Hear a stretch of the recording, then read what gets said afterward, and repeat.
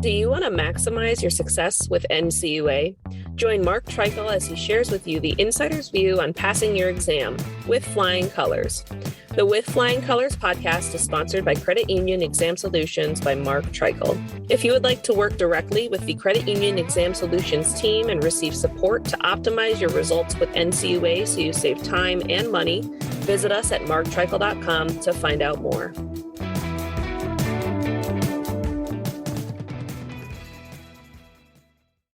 Hey everyone, this is Mark Treichel with another episode of With Flying Colors. Today's podcast is about credit union service organizations, or CUSOs, and CUSO exams, if you will. I had the pleasure of being interviewed on another podcast, a new podcast in the queue, and in preparation for that, I was reminded that being interviewed is harder than doing the interview, and thoroughly enjoyed it. I'm actually going to have the host of the show on my show coming up, and his name is Michael Heller of CUSOlaw.com. And with this fresh in my mind, I thought I would talk about CUSO examinations. So a lot of people are familiar with the NCUA examination process at credit unions. And in the podcast that I was on, I was asked about what differences there are with a CUSO examination. And before talking about what's different about CUSO exams, you know, credit unions over $1 billion in asset size get exams annually, and that's if they're a code 1 or a code 2. If you're a code 3 or worse, you're going to see NCUA anywhere from every 6 months to every 4 months. And by the way, code 3s and code 4s are increasing. If you're less than $1 billion, you will see NCUA if you're a code 1 or a code 2 every 12 to 24 months. Now, the CUSO exams are less frequent than that. And there are 3 types of CUSO exams. There's an integrated exam, meaning it's done as part of an NCUA exam, which is essentially a light touch.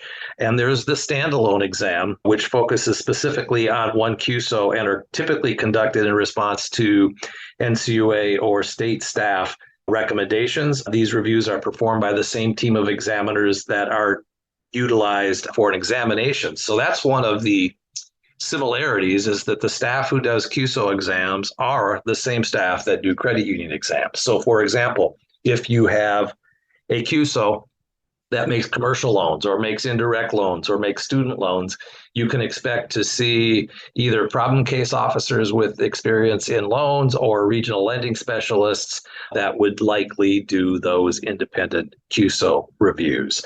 Another difference is they're substantially more rare. Now, back when I was a regional director, for the 10 years I was a regional director, there were years that I did zero, the region did zero standalone CUSO reviews, and there were years that perhaps we did 3 or 4.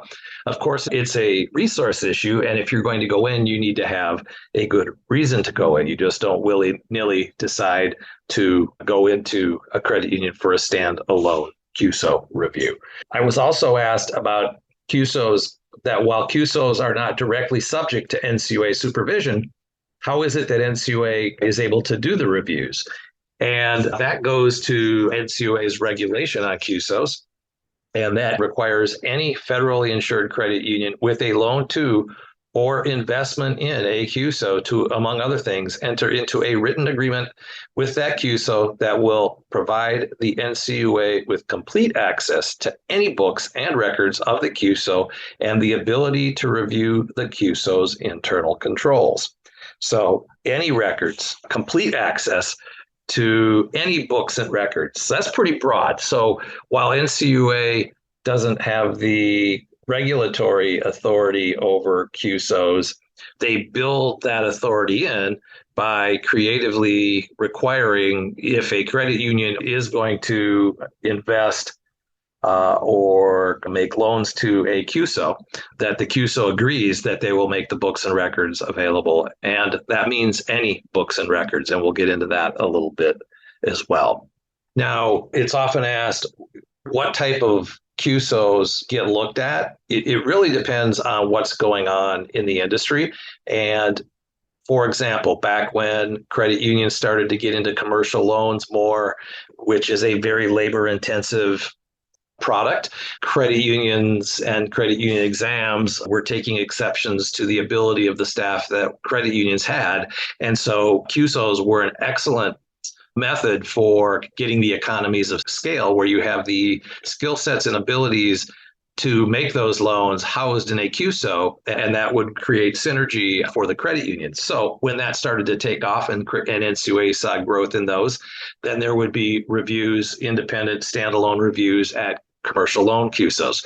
When student lending took off like a racehorse some 10, 12 years ago, same thing happened. But before all that was indirect auto loans. And so back when I was a regional director in 2003, 2004, 2005, there were some indirect loan CUSO reviews that happened. So really, as new services grow in CUSOs, you can expect that those services are the ones that NCUA may pay attention to. So what does that mean? FinTech. NCUA board is very supportive of FinTech, but I would bet that you are going to see, or credit union service organizations that are in FinTech get looked at, whether that's this year, next year, or the year after. That's something, if it grows, that you can expect NCUA will add to their list of those few independent CUSO reviews that they do each year.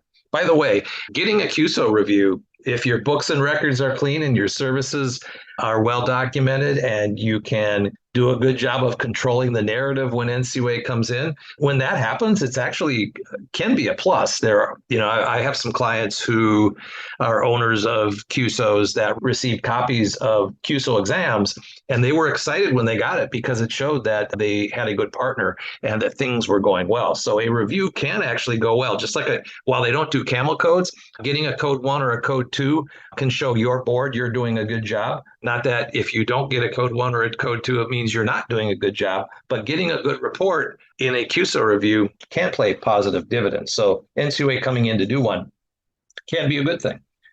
So what type of risk is NCUA looking for? It really comes down to when NCUA does a risk assessment at a CUSO, is there systemic risk that they need to worry about? For example, like I said, a CUSO is growing and it's impacting more and more assets, and it's impacting more and more credit unions.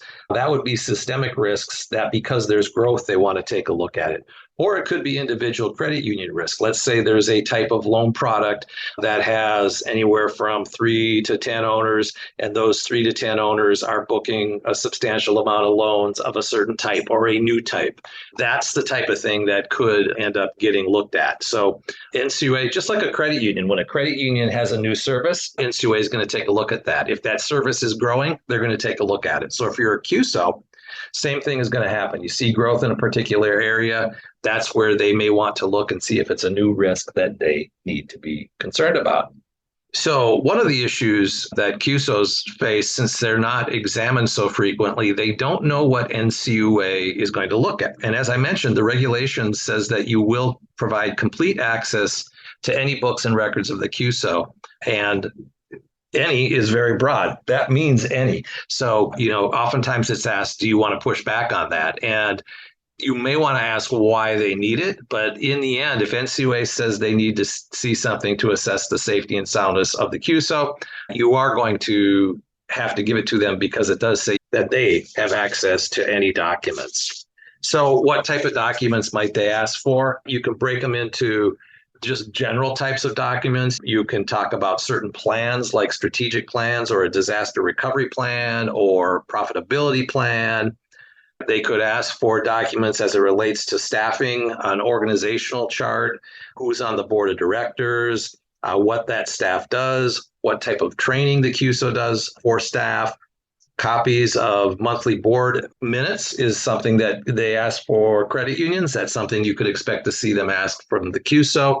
A list of customers, credit union customers, a list of owners, a list of lenders, policies, procedures, other documents in that arena for underwriting or making recommendations to the client, for example.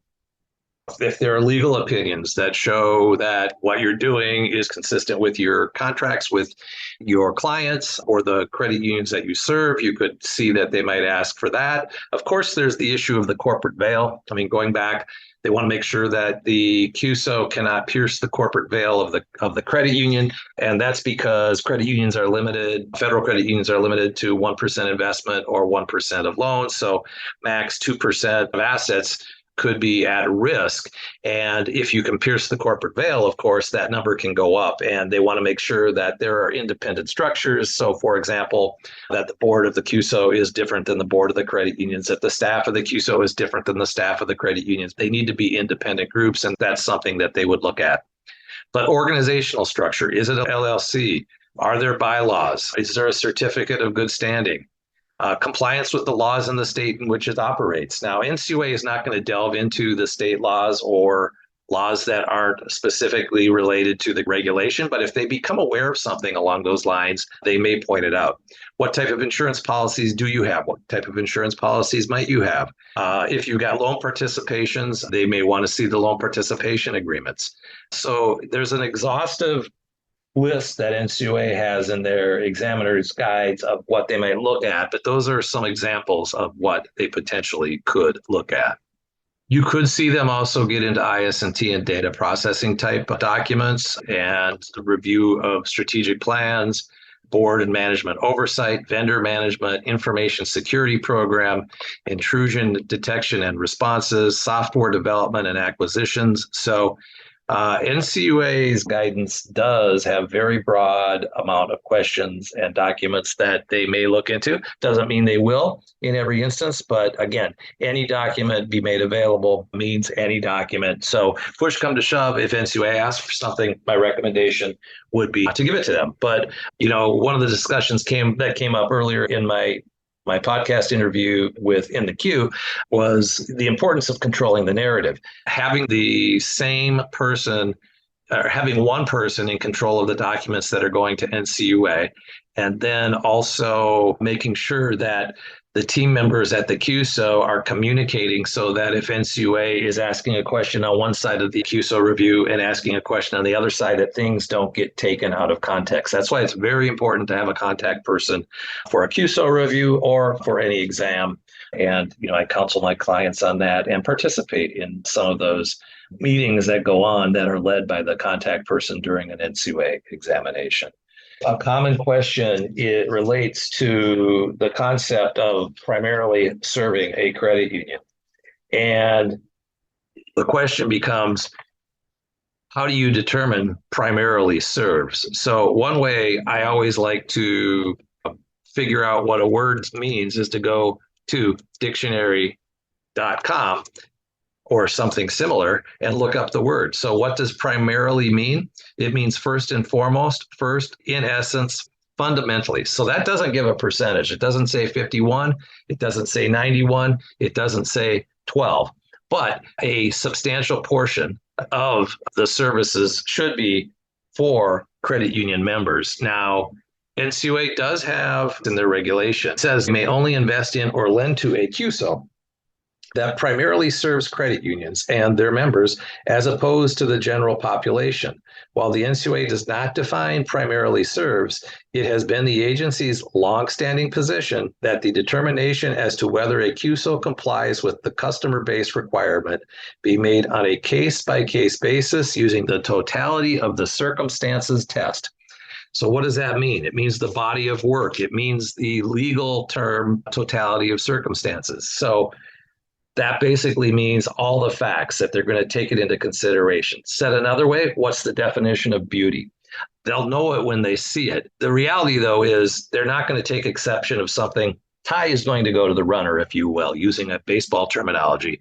If you can come close to looking that you're safe at first base, they will land on the side of primarily serves. It also goes on to give some examples that when determining if a CUSO meets the customer base requirement, a federal credit union should review several variables, including the number of affiliated members served, gross or net revenues derived from members, members' assets under management, the number of policies sold to members. And of course, some of these might not apply to particular CUSOs, but these are examples of how you could show that you're in compliance with the primarily serves requirement. The number of services sold to members and the availability or accessibility of services to members. So again, they must primarily serve, but it's not a one and done black and white statistic. If you're at this percentage, it counts. And if you're at this percentage, it doesn't. But if you're questioning whether or not you do primarily serve, you might want to make sure that you can, again, control the narrative, that you can document or show or explain why you are in compliance with that regulatory requirement. So NCUA has expanded the ability for CUSOs to do more and more over time. They've pre-approved many other services, and there's ways to get onto the list of services that are pre-approved, and I'm not going to go in that here today. That's a story for another day. There is a past podcast that I did with Brian Lauer of CUSO and also of CUSO Law, where we talked through some of those changes, and it would be best, if you're interested in that, to go back in the archives and take a look for that podcast. I'll put a reference in the show note to what podcast number that was.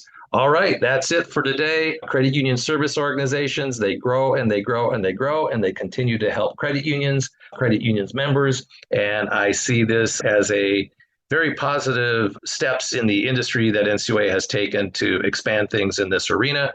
I also will say that the NCUA board has a proposed rule on eligible obligations and loan participations. And I know that per the last board meeting, they're looking at that possibly coming out as soon as July, perhaps no later than September. The interesting thing about that is board member Rodney Hood, who is very passionate about that topic. His term is up in August. I know he would rather like to see it in July, and I know staff is working on it based on what Chairman Todd Harper said at the last board meeting. All right, that's it. That's a wrap. This is Mark Treichel signing off with flying colors.